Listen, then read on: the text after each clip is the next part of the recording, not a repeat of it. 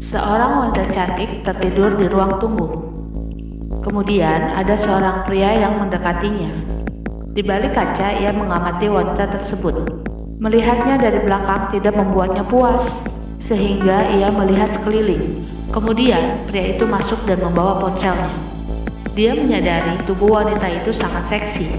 Wajahnya tampak cantik. Pikiran jahatnya pun muncul. Kemudian ia mendekati wanita tersebut, tapi dia khawatir wanita itu terbangun. Kemudian dia berbisik kepada wanita tersebut, "Kereta sudah tiba." Ternyata wanita tersebut tidak bereaksi sama sekali, dan dia menatap wanita tersebut. Kemudian dia mengambil jepitan rambut wanita tersebut di lantai. Kemudian mengambil kesempatan untuk melihat kaki wanita tersebut dari dekat. Kakinya tidak hanya panjang, bahkan sangat putih.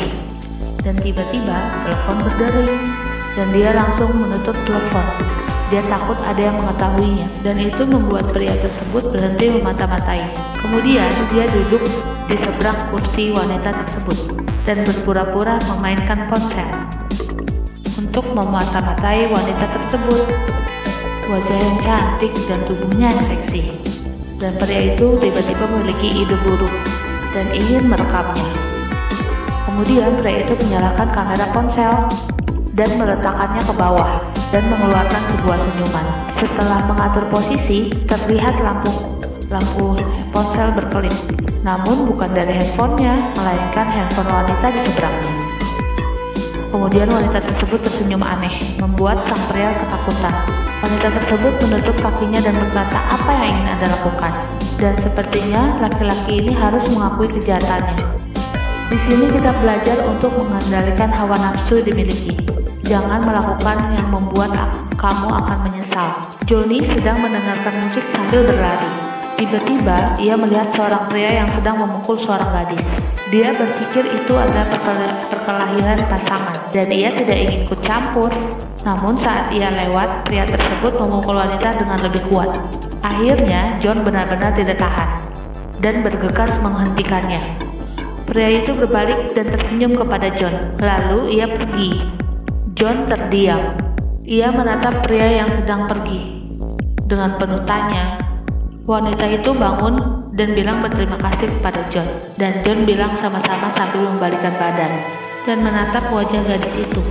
Wajah John langsung berubah dan memakai headset, lalu segera melarikan diri. Gadis itu menatap punggung John dan tersenyum aneh. Keesokan hari di bis, John bertemu gadis itu kembali.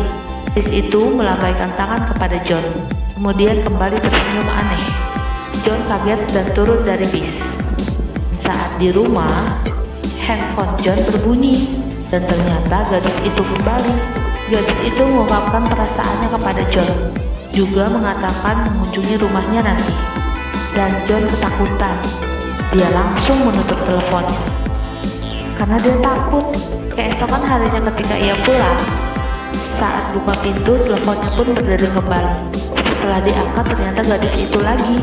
John memarahinya dengan emosi, tapi gadis itu tampaknya tidak marah dan berkata dirinya berada di belakang John. Dan saat John berbalik badan, gadis itu berada di lampu jalan dan tersenyum kepadanya, membuat John ketakutan dan segera masuk ke rumah dan menguncinya. Dan senyuman gadis itu menghilang dan menatap rumah John dengan penuh misteri. Keesokan harinya John kembali berlari malam dan bertemu kembali dengan gadis itu. Lalu John mencoba untuk tidak melihatnya, lalu bergegas pergi. Namun kali ini gadis itu memanggil namanya.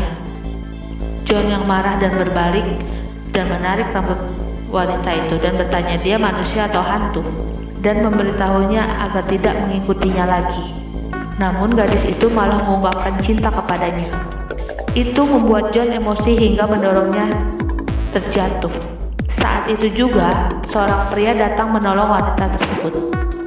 Namun John hanya tersenyum dan tersenyum kepada pria itu. Tersenyum kepada pria yang selanjutnya. Ternyata apa yang Anda lihat sebagai korban belum tentu dia sebagai korban.